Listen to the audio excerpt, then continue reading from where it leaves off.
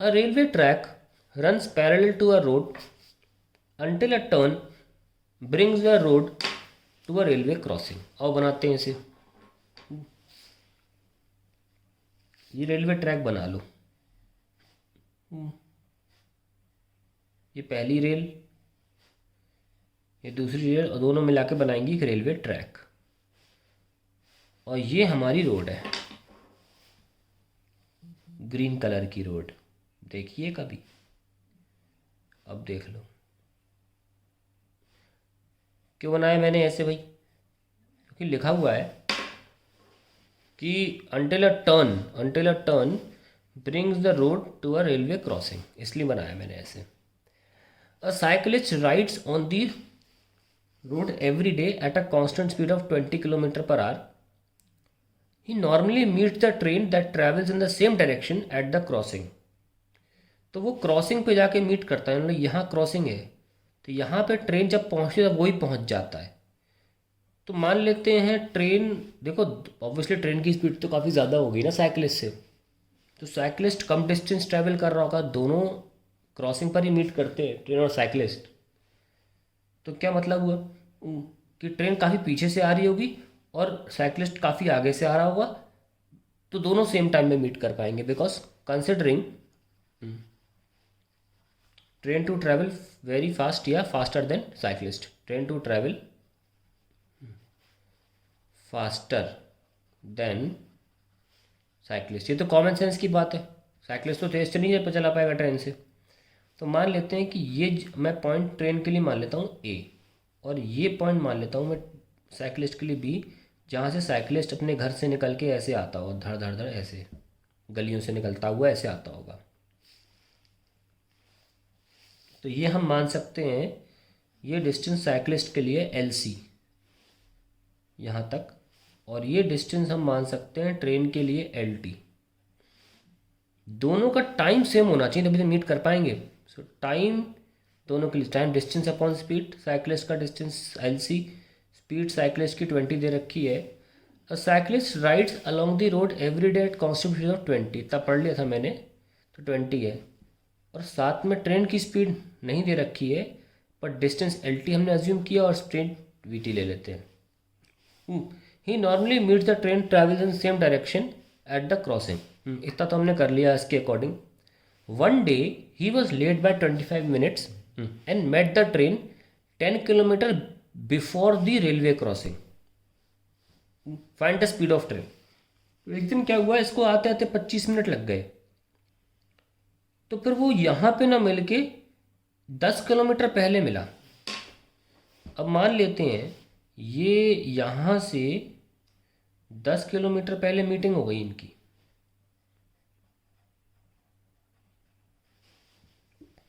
जहाँ पर meeting point हुआ इस बार इनका, क्योंकि ये 25 मिनट लेट आया था। तो अब देखो 25 मिनट आने से अब क्या बोल सकते हो, when the cyclist was stuck for 25 minutes, जो कि इसका बराबर जो कि है 25/60, 5/12 घंटे, है ना। दैट ट्रेन रुकी तो रही नहीं होगी, नहीं मैं तो खेलूंगी इसके साथ में, ऐसे ही स्टार्ट करूंगी, ऐसा तो ट्रेन नहीं है, ट्रेन को तो मतलब ही नहीं इस आदमी से। The train travels some distance by that time, travels some distance by that time, okay. तो 5/12 घंटे जब तक वो कुछ काम में बिजी था, ट्रेन थोड़ा आगे चली गई होगी। लेकिन डायग्राम में एक बात का बिल्कुल ध्यान रखें कि ट्रेन बी पॉइंट से आगे नहीं जा सकती, क्योंकि अगर ट्रेन आगे निकल गई बी पॉइंट से तो ये कभी नहीं मीट कर पाएगा, क्योंकि साइकिलिस्ट तो धीमे चलेगा ना। तो अभी भी ट्रेन को हमें आगे नहीं ले जाना है, वो रहेगा पीछे ही बी पॉइंट से, क्योंकि ट्रेन की स्पीड ज़्यादा है। यस और नो? खुद सोचो, अगर ट्रेन आगे निकल गई तो कभी कैच कर पाएगा देखने के लिए इसको यहाँ पे? कभी नहीं। ट्रेन को अभी भी बी पॉइंट से पीछे ही रहना है। तो ये वो डिस्टेंस होगा, सपोज एक्स, जो 5/12 घंटे में ट्रेन ने ट्रैवल किया जितने में वो बिजी था। तो let us find that distance. So distance travelled by train, distance travelled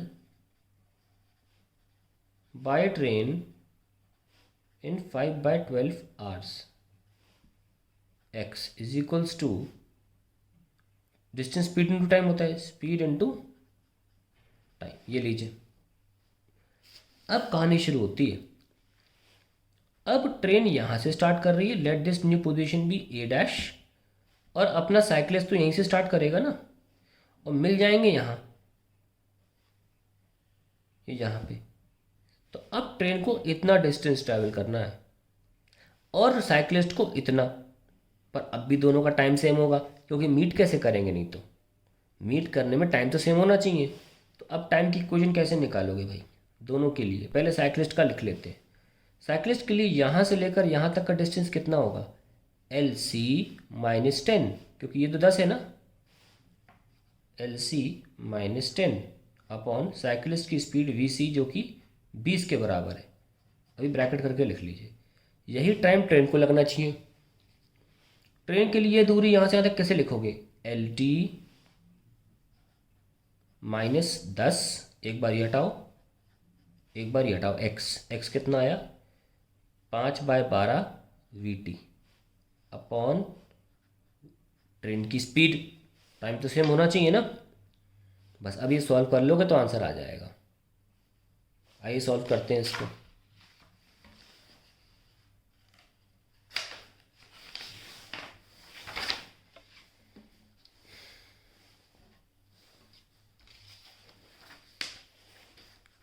time क्या लिखा था? LC - 10 upon cyclist is equal to LT - 10 - 5/12 VT upon VT। अब जो जो पता है वो लिख लो। LC/20, साइकिलिस्ट की स्पीड 20 है, -10/20 is equals to LT/VT -10/VT -5/12 VT/VT। ये तो कैंसिल हो जाएंगे। LC/20, यहाँ देखो, LC/20 LT/VT के बराबर है, तो ये कैंसिल हो गए, है ना, ये गया।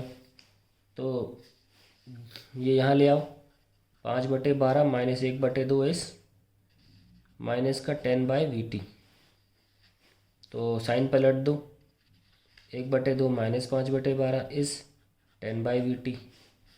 LCM लो, 12 - 10 2, 10/VT। VT आ गया 120 किलोमीटर पर आवर। ये अच्छा सवाल है, आई एग्री। मैं नहीं कह रहा आसान क्वेश्चन है, पर मैं आपको इसीलिए कुछ इलस्ट्रेशंस करा रहा हूँ कि 12वीं में एंटर करने से पहले आप थोड़ा देख लें कि क्या है 11th, है ना। बहुत टफ नहीं था क्वेश्चन ये, थोड़ा सा आप ध्यान देंगे तो इजी भी है। 2-3 बार आप अटैम्प्ट करेंगे इसको, आपको इजी लगेगा। और ये भी ध्यान रखें कि दिमाग लगाओगे तो लिखना कितना कम पड़ेगा। एक क्वेश्चन ये बनाई, एक सारा बोला है मैंने, it was a very conceptual question, बोल बोल के हो गया, है ना। तो इसको 2-3 बार देखें, आपको लगेगा कि इतना टफ नहीं था, इसको थोड़ा सोचेंगे तो हम भी कर सकते हैं।